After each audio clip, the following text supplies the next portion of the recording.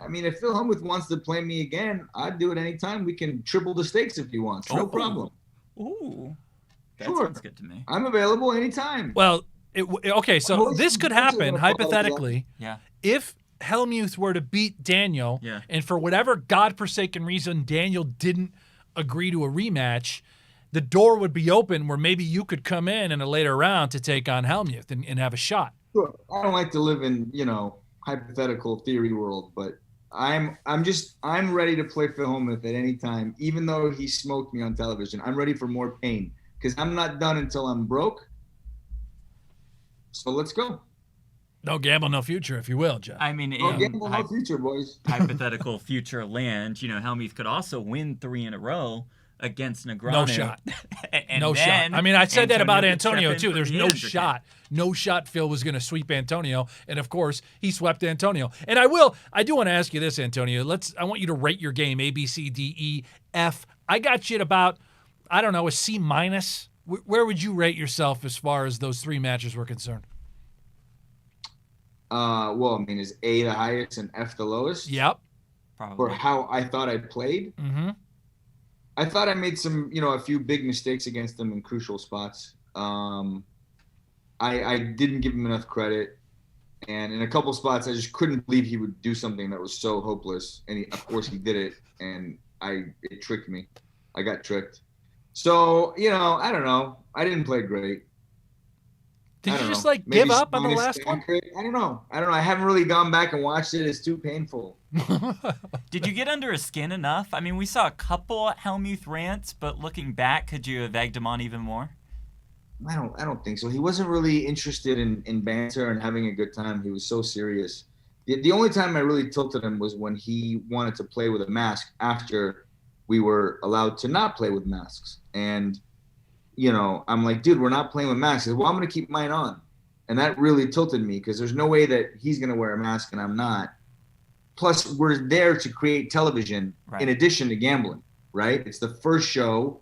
We're supposed to have a good time. So if he wears a mask, you can't hear us as well. It's not the same thing. So that's the only time I was tilted. In the end, he decided finally to give in and listen to the producers.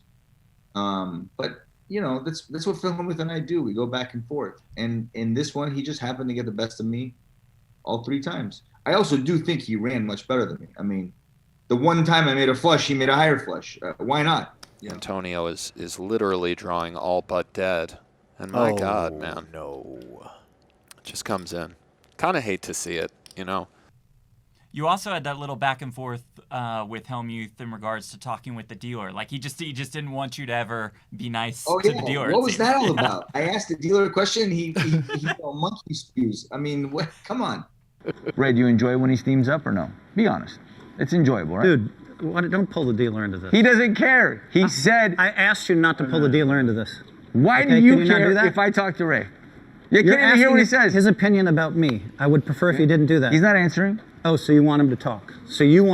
Okay. I'm just having a little fun. Okay. Well, I asked you not to do it. If you want to ignore me, that's fine. Go ahead. You really care that I talk to the dealer? I told you I don't want... Let's make it clear that Phil Hellmuth really cares if I talk to Ray. Okay, Ray, I apologize. I'm not going to talk to you anymore. Now you're making shit up. I mean, well, you don't want me to talk to him, I won't talk to him. You look stupid to everybody. Really? I'll make you look stupid for asking me not to talk to Ray. I asked I asked you not to have the dealer comment about me. That's what I asked you. Okay, so I can talk to him, but not about you.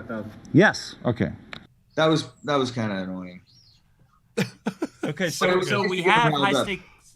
I thoroughly enjoyed when he got riled up, from that whole situation, because I really loved getting the dealer involved and, him blaming like, oh, let's cut and make sure every time we got to see the cut and this and that. I'm like, what are you insinuating? Numbnuts, Hard to make a hand. Hey, Paul, listen, I need you. The dealer has to he has to release the deck before he cuts every time. Okay. What's he complaining about? I was going to say something right away, but now I just need the dealer to release the deck every time before they cut. That's all. It's just good procedure. It's what everybody on the planet does, I mean, we wouldn't want to mess up procedure now, Douglas. I think you're doing just fine.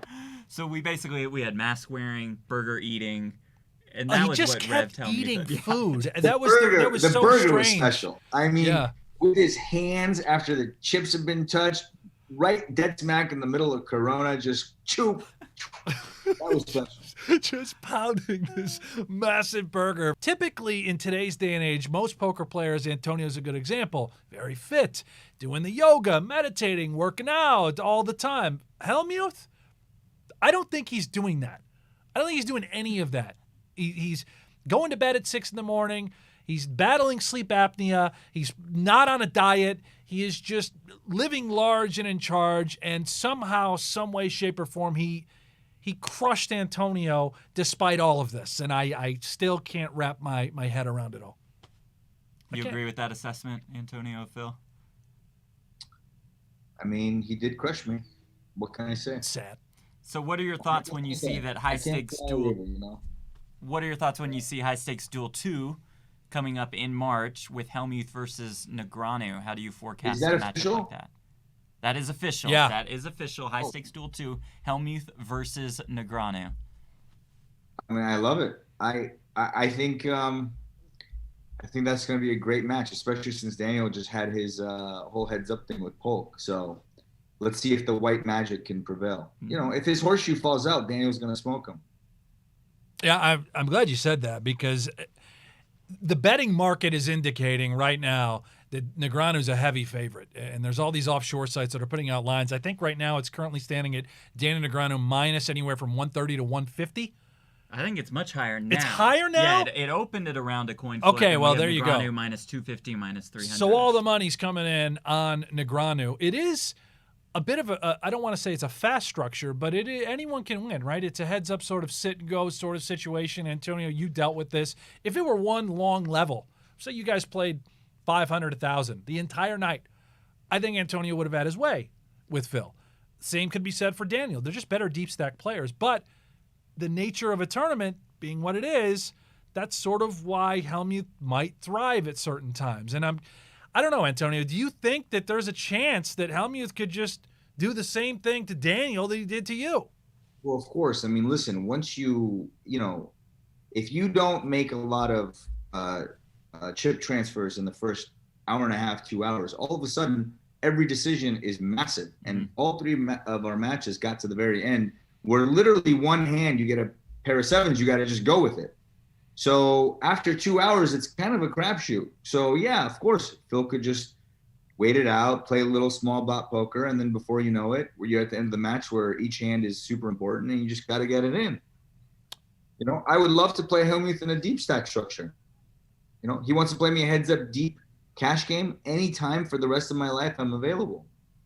The word on the street is you guys have played in some locations and games that shall not be named, and maybe you had your way with Hellmuth. Is that? Can you confirm or deny that?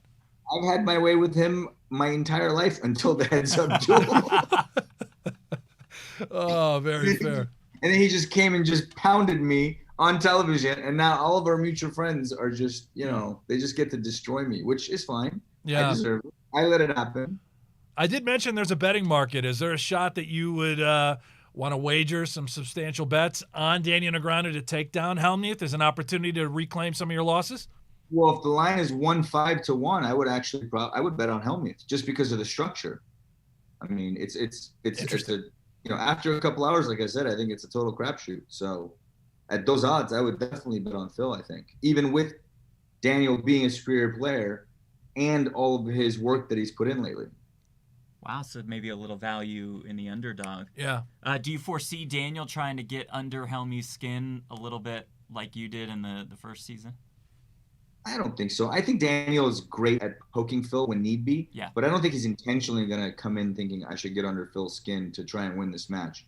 I think that he just has a better understanding of the game, you know, compared to Phil. And so he's probably just going to try and outmaneuver him on the felt.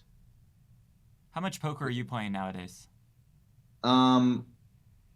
Somewhere between 1 and 50 sessions a year. Between 1 and 50, in that range. 1 and 50. So Yeah. Yeah, you're basically just living the retired dream.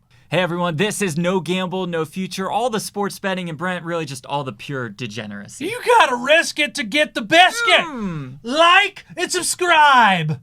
Please.